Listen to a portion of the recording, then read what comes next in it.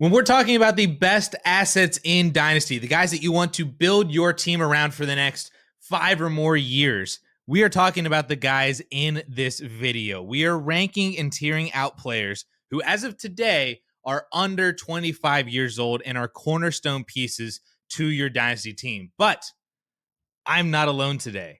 Today, I am joined by my good friend and new content creator on the DLF YouTube channel, who some of you may know from his own YouTube channel, but I poached him from that channel to come on and join us over here on DLF. So making his debut today is none other than my good friend Caleb Nemi. Caleb, what is going on, man? Pleasure to have you on board. It is a pleasure, Addison. I am joining the dream team over here at the DLF family with both you and Justin, so it's going to be a great time. Oh, I am so looking forward to it. So we have cornerstone rankings here going on today. And of course, Caleb's going to be making a boatload more content throughout the rest of rookie season. But we're starting off with some veteran talk, a little bit of rookie talk. We do have rookies in here as well. But I think, Caleb, we just get right into it. We can go right into the S tier of the cornerstone rankings. So S tier, pretty simple tier. Caleb and I both ranked our top 40. Compile that together. S tier is just two players in Jayden Daniels and Jahmyr Chase. I don't really think we need to spend all that much time on either one of these two guys or just this tier in general. Daniels was the quarterback 5 this year in points per game, and that includes a week 18 where he only played basically half the snaps because the Commanders were already locked into a playoff spot. And from weeks 1 through 17, he was the quarterback 4, averaging 22.5 fantasy points per game. I think he's already entered the elite tier of dynasty quarterbacks. He's a star in the making. He has the rushing ability. I'm not at all concerned about the sophomore slump like we saw from CJ Stroud, really because of that rushing ability. And also imagine if Washington does add another, legitimate wide receiver to go ahead of, Olamide Zaccheaus and one of the Browns, Noah or Diami or Luke McCaffrey or whoever it is. So I think Jayden Daniels, of course, this is a super flex ranking, is the clear-cut, I think, top asset in this whole entire ranking system for cornerstones. But, of course, is in the same tier as Jahmyr Chase. I think also, again, explanatory, fantastic, coming off of the Triple Crown season. He's elite. He should be tied to Joe Burrow for the foreseeable future, assuming that contract does get signed, the extension does come through. And I really have no issues if he has or does not have T. Higgins on the team, given all the news about the franchise tag being hit on T. Higgins again, or if they extend him or whatever there. So no real issues there. To me, that's the top 2, and that's pretty much it. I'm 100% right there with you, Addison. I think when we saw what Daniels just did in this rookie season, absolutely incredible, considering the fact that his top 2 targets were Zach Ertz and Terry McLaurin. So like we said, imagine if he were to get someone like a Luther Burden, per se, as his wide receiver 2, all of a sudden we'd just be looking at Jayden Daniels cooking with fire, and he was already cooking. So it's going to be super exciting to see. Like I said, he's definitely my 1-2. And then seeing Jahmyr Chase, I'm a Bengals fan, so it's a little personal to me. They need to pay the man. The Brown family is as cheap as it gets. And so pay Jahmyr Chase, make Joe Burrow happy. That's what I want more than anything. So whether T. Higgins is there, like you said, or whether it's just the Jahmyr Chase show, he's going to continue to be dominant going forward. Moving on to tier A, we got Malik Nabers, Brian Thomas, Puka Nacua, Brock Bowers, and Drake May. And I think I really want to have a discussion with you, Addison, about this tier, because for us, we have these 3 top tier wide receivers when we're looking at Malik Nabers, Brian Thomas, and Puka Nacua. And if you look in this whole dynasty landscape, everyone kind of has a differing opinion. You got Malik Nabers, who was an absolute target hog in his rookie season, getting thrown the ball by Drew Lock, Tommy DeVito. It wasn't even great. Brian Thomas came on really strong in the second half of the season with Mac Jones. You do have Liam Cohen now, so a lot of people are excited about the 2 LSU wide receivers. But Puka Nacua, I know you rank Puka Nacua higher than those 2 guys in your overall cornerstone ranking. So I wanted to have a little bit of a debate, because I know a lot of people are kind of struggling to kind of rank these guys in their regular dynasty rankings. But when we're looking at cornerstone, I kind of wanted to have a discussion on these 3 main wide receivers. I do have Puka Nacua ranked the highest of these 3. So my personal order goes Puka, Nabers, BTJ, but I think all 3 guys are in a tier. So I have no real issue if people gravitate towards the rookie sensations of Nabers or BTJ, if they prefer one or the other because of a more known quarterback situation or not. And even with Puka, I know a lot of people are kind of down on Puka compared to these other guys or compared to other elite wide receivers because of his possible unknown quarterback situation if the Rams do decide to move on from Matthew Stafford. I really have no issues whatsoever with that. That's why I still rank Puka Nacua as the top wide receiver in this whole entire tier of these three, because he's now done it 2 years in a row.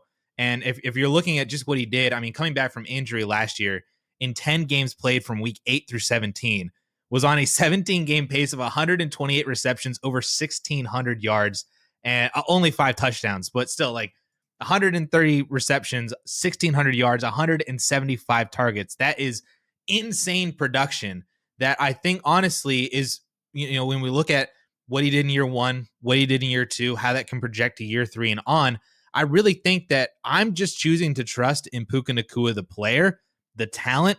I trust in Sean McVay, and I don't really care who the quarterback is, because I feel like that system and Puka himself can make that quarterback probably be better than what he's actually supposed to be, like what we just saw in Minnesota with Sam Darnold doing well in a McVay-style system with Justin Jefferson. So I have no real issues with Puka.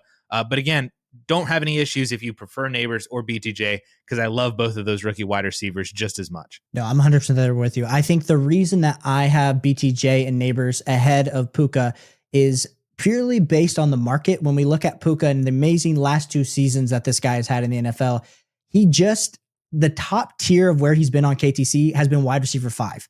And so normally if you put Malik Nabers and he has another season like what Puka just had, we're looking at Malik Nabers being a top 3, top 2 dynasty wide receiver. So for me, it's a little bit more of, I think, the overall market's perception of Puka Nacua that's having me rank the other 2 guys ahead, just because I know that if Brian Thomas Jr. or Malik Nabers have a great year 2 on top of the year 1 that they just had, both those guys are going to be sitting in my top 3 dynasty wide receivers at the end of next offseason. That makes complete sense. And honestly, I'm about that argument as well. But I think all 3 of those wide receivers, like I just said, are all phenomenal. So I'm just going to move on, because we do have 2 other players in this tier that you mentioned, in Brock Bowers and Drake May at the tight end and the quarterback position. And that is the order in which we have them currently ranked.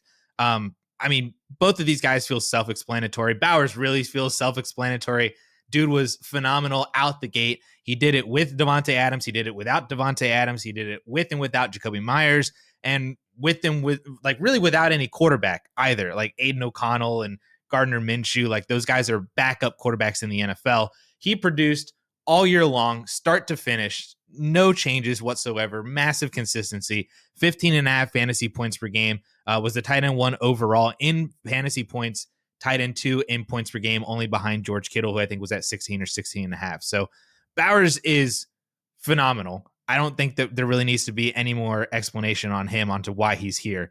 Drake May is really the fun name of this group, though, because of what he did in the probably worst situation imaginable. I mean, one of the worst situations that a rookie quarterback could have been thrown into, and he performed and exceeded expectations even on top of that. 17 points per game as a starter once he took over. Over half of his games were over 18 fantasy points. He didn't really have a ceiling, though. I think his max fantasy points, if I remember correctly, was like 21 fantasy points. So he never really had those big games, but the floor and the consistency was really, really great to see, given the weapons that he was throwing to in the offense. So now with a new head coaching staff under Vrabel, and Josh McDaniels is back, hopefully they get another weapon, Tet McMillan maybe, or Tet McMillan and another free agent. All of this, I think, is getting lumped into Drake May's already kind of spiked value just in the offseason. I do get a little bit concerned that maybe we'll double count his value whenever he does get a legitimate weapon, kind of like what we did with Stroud last year.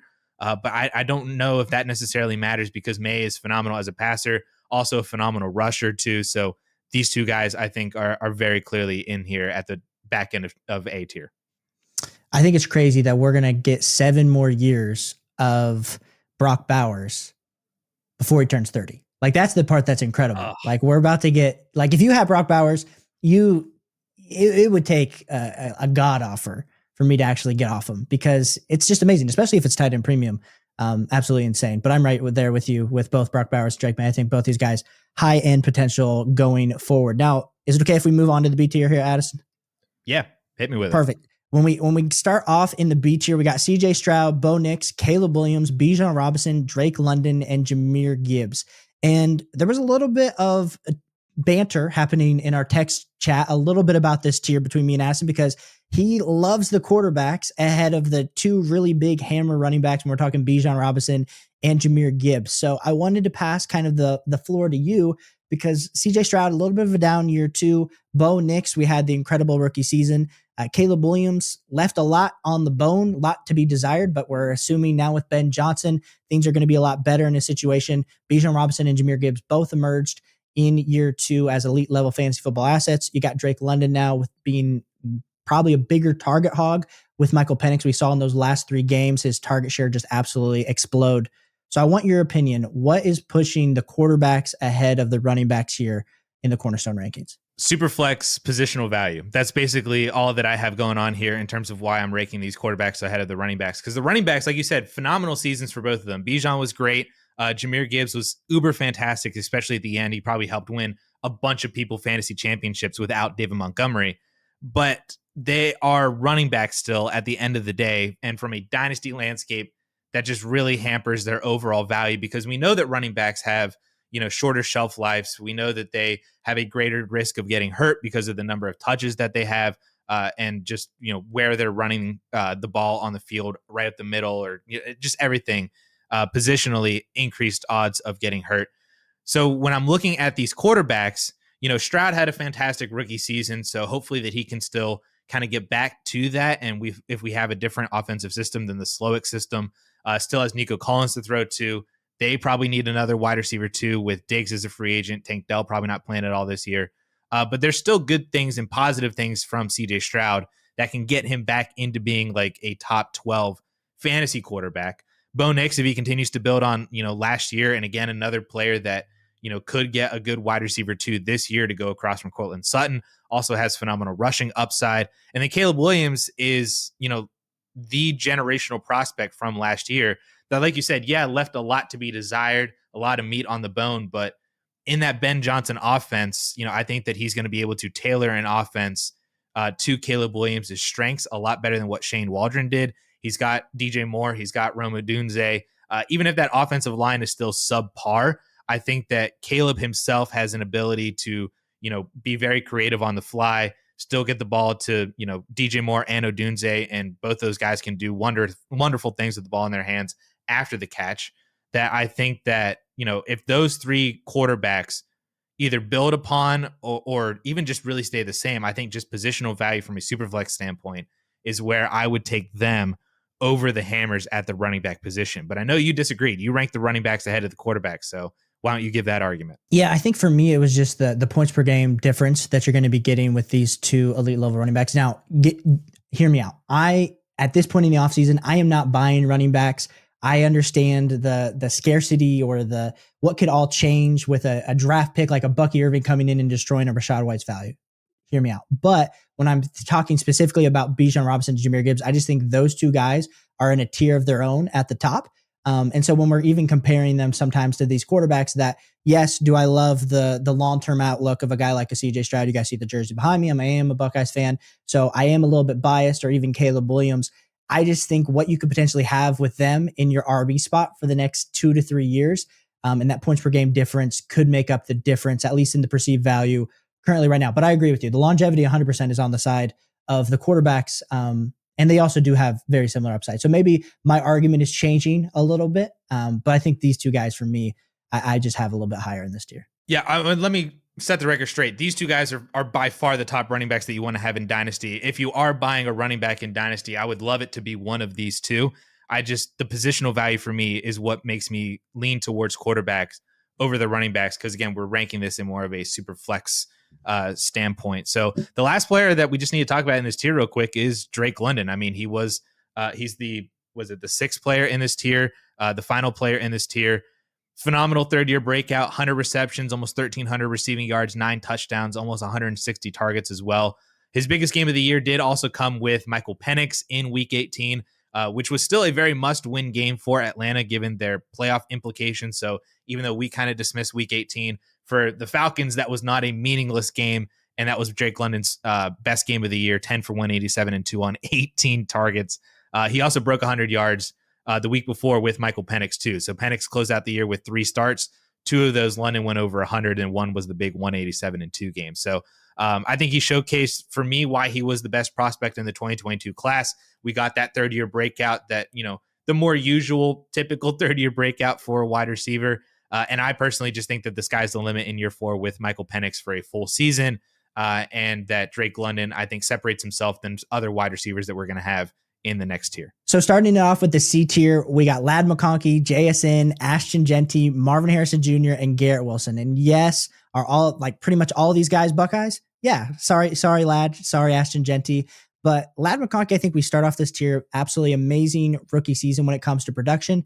I think the biggest question mark that we still have with Ladd is this Chargers offense is probably going to need to add more weapons around Justin Herbert for them to actually get to where they need to be. So kind of depending on what happens in free agency, depending on what happens in the draft, I guess there are some question marks that how that could maybe limit Ladd McConkey's overall ranking, but you got to start him out this year because of his amazing rookie season.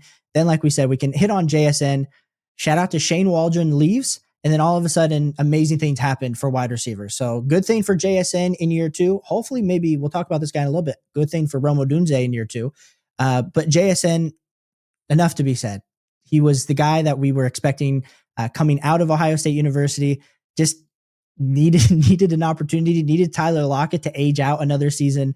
Very happy to see him entering here in the C tier. Ashton Genty, the overall presumed 101. We'll have to see what his draft capital was like, what he runs 40-wise, but I don't think that's going to change either of our perspectives really in this 2025 class. Ashton Genty will probably be my 101 after the combine. But then talking through the next 2 wide receivers that make it through, we start off with Marvin Harrison Jr., maybe the most disappointing rookie season that I can remember for a guy that actually produced fantasy football points. Like, it wasn't a god tier. It wasn't, I felt like we were all expecting him to step on the field and it was Calvin Johnson 2.0. And that didn't happen. It wasn't even DeAndre Hopkins 2.0, but still for a guy to do what he did in year 1 and it not be a complete flop, I think he left the same way with Caleb Williams, left a lot on the bone. So sorry for us that had the 101 or the 102 last year. We're not feeling too good. Could have probably traded back, but hindsight's always 2020. But I just think Marvin Harrison Jr. going into year 2 with Kyler Murray again.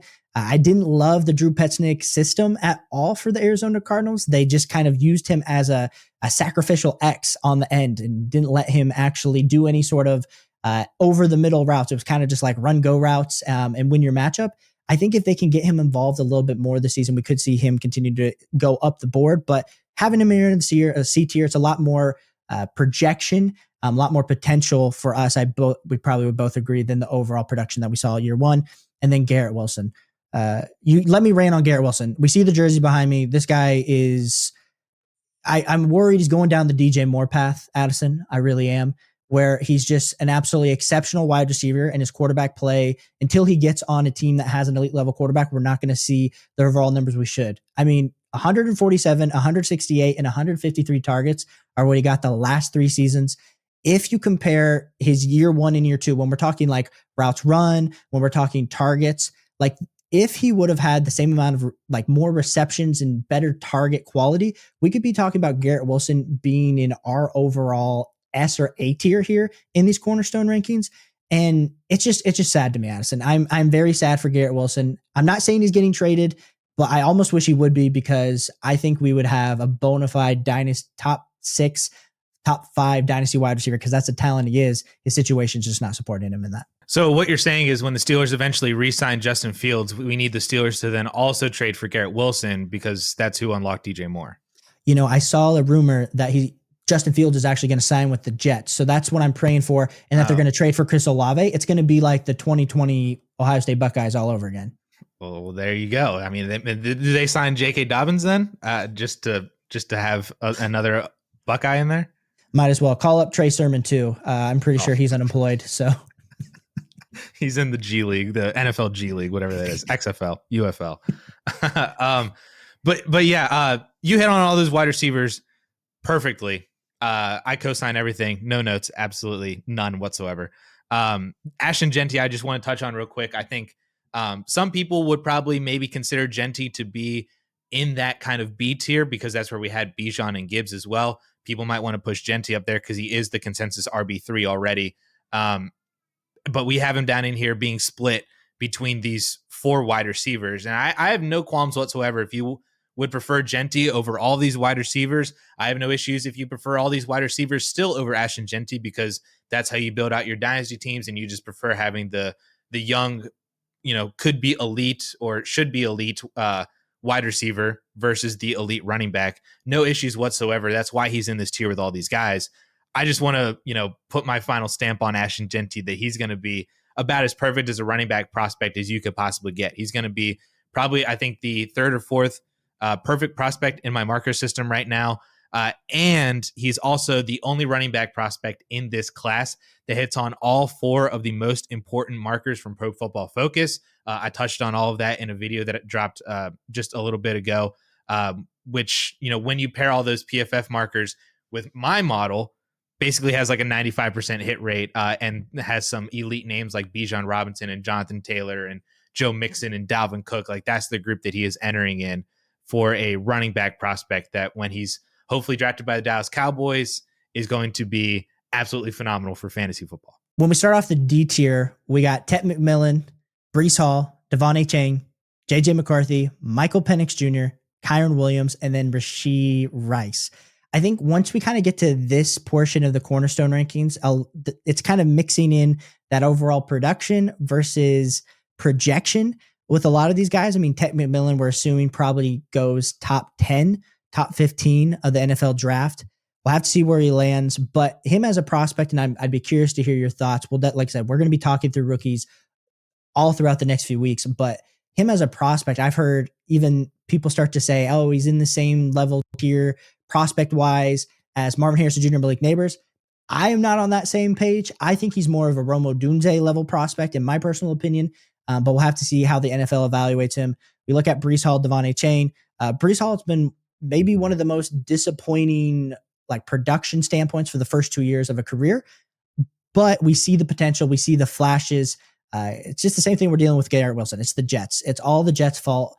So hopefully they can figure it out. I don't think they will, but that's kind of how I feel about Breece Hall. Devon Achane, great breakout year in year 1. And then year 2, people said he wasn't going to be able to actually handle the workload that he was actually able to handle. We just need to see Tua be healthy for a full season and get this offense absolutely humming for, I feel like, Devon Achane to absolutely soar and be closer to that Jahmyr Gibbs, Bijan Robinson tier. We got the 2 young quarterbacks in JJ McCarthy, Michael Penix.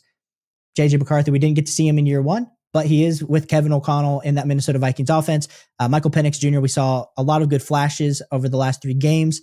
The thing that I want to highlight with Michael Penix is, I think probably why we have him a little bit lower, and maybe you couldn't push him into the C tier for us, is just with that overall Konami code rushing upside, that it doesn't seem, or I know he has it in his bag, similar to CJ Stroud, but he doesn't really rush or use it much. So I'm excited to see maybe more rushing in year 2 than what we saw in year 1, but we'll have to see. And then Kyron Williams, and then Rashee Rice, which I think Rashee Rice, I know we probably disagree on Rashee Rice. I think I had him way higher. I had him at my overall player 20. I have him closer to Ted McMillan, Garrett Wilson in my overall rankings. I know the injury was pretty bad. We also have the pending legal case with Rashee Rice, but I'm excited to see what he can do in year 3, because we really just saw him really dominate that overall target share in those first 4 games. I don't think we'd necessarily disagree on Rashee Rice. I think I've always been super high on Rice. He was my wide receiver 5 in my my marker system as a rookie. I was targeting him everywhere in the second round of rookie drafts that year. Loved him in terms of the breakout that he had last year. And then obviously was phenomenal for the first 3 or 4 weeks of 2024. I think what is getting to me, and maybe you need to kind of steer me back in the right direction. I keep seeing all these people say that this injury is so much worse than, just a typical, because it wasn't an ACL. He had some a hamstring injury that they had to rejoin back to the knee or something like that. And it was all this stuff basically saying that that injury is way worse and the return to form is not really there in year 1. And it really may never, ever be there again. That I'm starting to see all this stuff. And I think it's creeping into my subconscious. And I think that that's why I'm lowering Rashee Rice. I'm fully on board with the fact that he should, if he comes back, he's fully healthy. He's the wide receiver 1 for Kansas City. He's ahead of Xavier Worthy. He should go right back into that, kind of elite wide receiver 1 role, especially if Travis Kelce retires. I think that that's only good things for Rashee Rice too. But I think all this other stuff, just is creeping in here that makes me want to lower Rashee Rice and temper my expectations. But you have him higher, like you said. So maybe you need to, like I said, steer me in the right direction. The one thing I'll add, Addison, is he hurt his right knee. And the advantage with him hurting his right knee means he can't push on the pedal of his car faster. So therefore, there's going to be less chances that he will get suspended in the future. So the bright side is once we get through this next period of litigation that happens, let's see what that suspension is. I imagine it's probably somewhere between 4 to 6. But the crazy thing is we haven't even heard anything. So even if he's still coming off this injury, let's say it's worse. Andy Reid said he was ahead of schedule at the Super Bowl, which I thought was a sign of the times with how he's actually doing in that recovery. Even if he does have to take the first 4 to 6 weeks of the season, like that's typically when people are revving up from that ACL injury anyway from the previous year. So if I am a Rashee Rice owner, I'm not concerned. I'm really excited. I think if he did what he was on pace to do, we'd be talking about him at least in the B tier, if not A tier. Getting to the E tier now, it's a pretty big tier, but I want to start off with the first 2 players in it because they're both pretty similar. They're both the QB1 and the QB2 in the 2025 rookie class. We have Cam Ward, we have Shedeur Sanders kicking off this tier. In that order specifically, I'm glad that we both agree on that because I do believe that Cam Ward is, I won't say easily the QB1 in this class, but I do think that he should separate himself over Shedeur Sanders as a prospect, just because I think that he does a lot of things a lot better, and has a lot, stronger zip on the ball. It doesn't really look like he cares all that much, but I think that's just because Miami was too easy for him. But hopefully, he can put on a VR headset and turn that difficulty up to expert, and we can be good as a rookie, just like Jayden Daniels was. But I really do think that landing spot is going to probably be the biggest differentiator between these two. One of these guys could end up throwing the ball to Malik Nabers next year. One of these guys, could get the Stefanski offense and the weaponry that is in Cleveland right now with Jerry Jeudy and David Njoku and, a solid enough run game to support a rookie quarterback. One of these guys probably more likely ends up being in Tennessee, which is definitely a landing spot. I don't know how great that is. I do believe in Callahan, but Ridley, Spears, Pollard, we'll see how that goes. But either way, I do think that for a lot of people, you're not going to know which quarterback that you're going to want to draft until after the NFL draft. So I think that's why both these guys kind of go hand in hand. But as of right now, I do have Cam Ward ahead of Shedeur Sanders, and you still have Cam Ward ahead of Shedeur Sanders right now too. Correct. Yeah, I still have Cam Ward, and we'll talk more rookies. Like we said, we'll put that in a video. I know you guys are all hyped to watch and talk rookie content right now, but really, and Addison, I'm sure you will agree, we as a community suck at evaluating quarterbacks. Like every year, like we can even look back 2 years ago in the Anthony Richardson, CJ Stroud, Bryce Young class, and I mean, probably pre-combine, everyone had Bryce Young as their top quarterback, and then all of a sudden we saw what Anthony Richardson was able to do in underwear, and everyone then decided to boost him up all the way to the QB1 spot.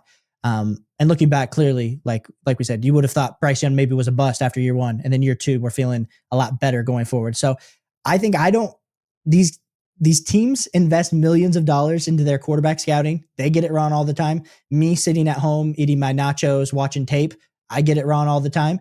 And so therefore, I lean Cam Ward currently at this moment, but we'll have to see, like you said, how the draft capital plays out. And if any of them land on the Cleveland Browns, their career is probably over at that point, because that's what that place does to any quarterback that has a pulse. So wishing well to both Cam Ward and Shedeur Sanders. But yeah, currently at this moment, I do have Cam Ward. I do think he's a better prospect. And I do think he could take on not the same level what we just saw from Jayden Daniels, but very similar. So the rest of E tier then goes Bucky Irving, Rome Odunze, and Xavier Worthy. So all sophomore players from the 2024 class. I think we do need to have a conversation about Bucky Irving. That's one of the biggest ranking disparities that we had. I am significantly higher than you. So do you want to go right into that, or do you want to touch on Odunze and Worthy real quick? No, let's go into it. I think the issue that I have with Bucky Irving is not that I don't think he's a good running back, and not that I think that shout out to anybody that drafted him in the 3rd round of their rookie drafts last offseason. Bing, bada boom, that paid off for you in year 1. I think the biggest concern for me is not that they're going to draft somebody this year to replace Bucky Irving. Hear me out. I'm not saying that. I think when we're talking about the long-term outlook of Bucky Irving, I don't see him turning into someone that could get into the B tier, that could get into the C tier. And so that's why I did have him lower on my rankings. Now, that draft capital, maybe I'm just a draft capital nut, and that's how I evaluate my running backs in the pre-draft process. And then that kind of influences my decision on them as a overall prospect. But I know the hit rate, the production, that speaks for itself. So I realized that we're probably, like I said, this was probably the biggest differential that we had. And mostly it's just, I would say, the draft capital with the overall team investment that has me scared for the long-term outlook. That is definitely fair. And I have a whole like argument on how to defend Bucky Irving here. But there is one thing that kind of falls back on that draft capital that you may or may not see, but I will point it out. But essentially, I had Bucky Irving significantly higher than you. So to defend him, what I'm looking at with Bucky is we just had a rookie running back who put up 1,100 yards and 8 rushing touchdowns, another 400 receiving yards as well. So a 1,500 yard season, 8 touchdowns. If that running back was drafted on day 1 or even, on day 2, I mean, they would be valued as a top 3 dynasty running back right now. We would have that running back up with, Bijan and Gibbs, and we'd be talking about him versus Genty this year. But because Bucky was that 4th round pick on day 3, I think that there is that hesitation there that you're feeling, that a lot of the community is also feeling. And that also just kind of, to me, feels unwarranted given how good Bucky Irving was, even really just over the last half of the season as well. It's just the Puka Nacua argument for me, just at the running back position. I actually went back since 2015. There have been 9 rookie running backs that eclipsed 1,100 rushing yards in year 1. So Todd Gurley, Zeke Elliott, Jordan Howard, Kareem Hunt, Saquon Barkley, Josh Jacobs, Jonathan Taylor, Najee Harris, and then Bucky Irving did it last year. And every single one of those running backs were also top 15 running backs in year 2. And 5 of the 8 were top 12 in year 2. So basically over half those guys were RB1s again in year 2. Each one of them were also top 15 running backs. In year 3, of the 5 running backs who did not end up getting hurt, 4 of those running backs were top 20. 3 of them were still top 12 RB1s. Saquon got hurt in year 3. That was the big ACL year. Jonathan Taylor got hurt. He was basically on and off the field all year. Kareem Hunt actually got suspended in year 3. That was the big Kareem Hunt knock. So, oof. So remove those 3 from the data set because they didn't play a whole season. Of the 5 healthy guys, 40% of them were still great. 3 of them were pretty much elite as RB1s. And that's really just what, with Bucky Irving doing what he did on the entire year, splitting carries and snaps and touches with Rachaad White. It didn't take him until after the Buccaneers bye week in week 11 to play consecutive games over 50% of the snaps. And from week 12 on, right after their bye, Bucky was on pace for 1,500 rushing yards, 10 rushing touchdowns, another 500 more receiving yards. So a 2,000 all-purpose yard season, double-digit touchdowns, produced as a top 10 fantasy running back over that stretch after the bye. And that also includes a game where he got hurt. He only had 4 carries and only played like 15% of the snaps. So I understand dropping him a little because of the draft capital. I honestly just don't really think it matters because Bucky Irving is that fantastic. Again, it is the Puka Nacua argument. Though I will say the one indicator from that whole entire argument for why we should maybe still be looking at the day 3 draft capital, the one name of the 9 running backs who have eclipsed 1,100 yards as a rookie was Jordan Howard. And it was that, that year 3, he was RB22. Then year 4, he completely fell off a cliff. So I think that the one day 3 running back on that list, other than Bucky Irving, had a good year 2 still, had an okay year 3, but then really fell off. If that is indicative of Bucky Irving's career arc, then yeah, we're probably going to have a problem with him as like a top 8 dynasty running back right now. But if Bucky can solidify himself and have more of a longevity, a la, maybe not so much Zeke Elliott, but even just Josh Jacobs or, Jonathan Taylor or somebody like that, I think that he is more than deserving of being a top 10, top 8 dynasty running back. So if you're watching this, you need to send this clip to the Breece Hall owner and say, I'll trade you Bucky for Breece Hall straight up. That's the takeaway that I have from this. What would you add to Bucky Irving to get Breece? I would probably add an early 3rd, late 2nd. Okay. So that's, I don't really know if I would, if it was a 3rd round pick, then sure, I'd take Breece Hall. I don't know if I'd add a second. If it was like the 212, I probably wouldn't care. But I would say anything after 208. So if it's the 29, 210, 211, 212, yeah, if it's before that, then yeah, I'd probably in the Bucky side. And rounding out our cornerstone rankings, we started off here in the F tier. We got Bryce Young, Amarion Hampton, Zay Flowers, Luther Burden, Kenneth Walker, Emeka Buka, Jordan Addison, Chase Brown, and Travion Henderson. So this is kind of a bigger tier where we just kind of clumped a lot of guys together. We got Bryce Young, year 2. We saw the flashes. The benching that happened with Andy Dalton, it taught him a lesson, I think. He came out and started balling after that moment with Dave Canales. Amarion Hampton, I think a lot of people have him as their RB2, RB3 of this draft class. Currently at this moment, I do have him as my RB2. The size of this guy playing in an elite level conference at North Carolina, absolutely incredible. I'll be excited to see where he lands. I assume he gets day 2 draft capital. And that could honestly maybe push him up into that overall E tier. Zay Flowers, Luther Burden, both potential wide receiver with Zay Flowers. We like what we've seen, but he hasn't been the elite level target hog in this Baltimore Ravens offense that we were maybe hoping that he would kind of step into in year 2. Has been kind of more of a high-end wide receiver 2, boomer bust. Luther Burden, we'll have to see. Maybe he lands, like we said earlier, like on the Commanders or a slot for the Dallas Cowboys. Another dream. If Genty doesn't fall, maybe Luther Burden falls to the Cowboys, which could be a really interesting spot. Kenneth Walker, and I want to highlight this. We had a little bit of a disagreement on how high to rank Kenneth Walker.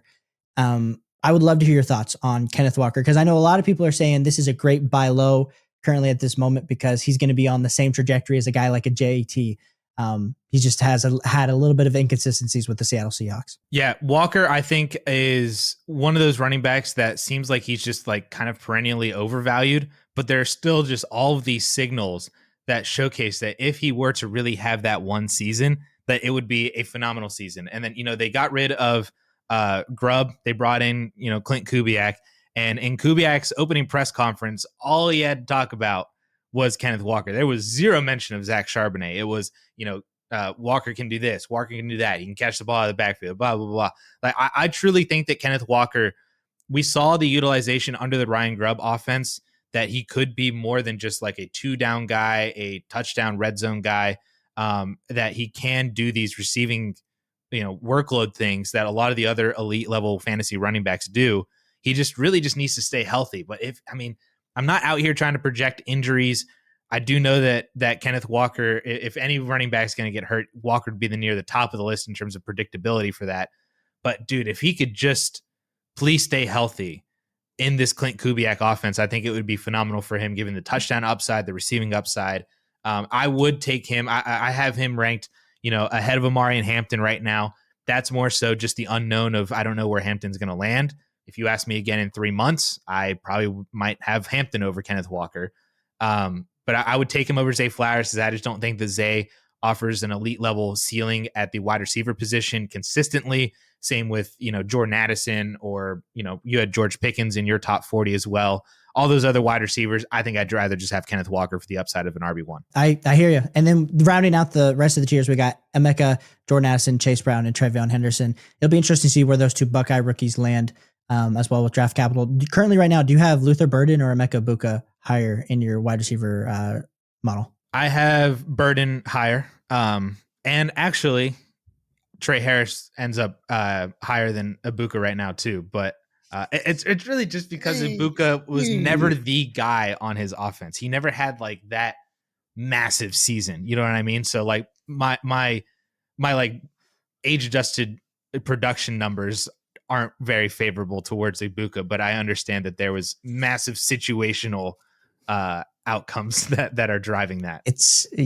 Playing with Jeremiah Smith and playing with Marvin Harrison Jr. and he got injured in his sophomore season. Yes. So a lot of overcoming he did have to do, but no, I hear you. I understand where it comes from in the model. The only thing that I want to point out from this tier, just as a whole, when I look at it, a lot of rookies in this tier. Hampton, Burden, Ibuka, Henderson. Maybe we could have even thrown another 1 or 2 if we want to throw in like a tight end that kind of comes in here if they get good draft capital, or if you want to throw Judkins in here or anybody like that. stock up on those mid firsts in Superflex leagues. I think is really the takeaway from this tier, because it happens every single year. Even if the class as a whole doesn't necessarily look all great, there's always players that, I'm not going to say come out of nowhere, but there's players that outperform expectations. And I know that Ryan McDowell pretty consistently on a yearly basis will drop a tweet that shows that, hey, these are the guys that gain the most value from Dynasty. And the list is like 80% of the time going to like just filled with rookies from the previous class. So if you want to talk about stable assets that have the opportunity to gain a ton of value, because if Ibuka were to have a huge season, or Burden were to have a huge season, or Henderson were to average like 15 fantasy points per game this year, all of those guys easily would jump up rankings because of their age and their situation and the potential that they could have over the remainder of their career. So it's always just super easy to invest into these rookies, because you're going to have a value floor and you're also going to have that ceiling as well in terms of either production or a value ceiling that maybe if you don't necessarily believe in them after year one, I think you could still easily get out on them for a player that you do actually want. So always be stocking up on those first round picks. And I think that this tier to round out this video is exactly the reason why. I just have to give a massive shout out to both of us for not putting Kyle Pitts in the Cornerstone rankings. We finally learned. Shout out to the community. Shout out to us. Don't worry. He still has, I think, 3 more years to make this video for Cornerstone rankings. So given the fact that he came in at 17 years old in the NFL.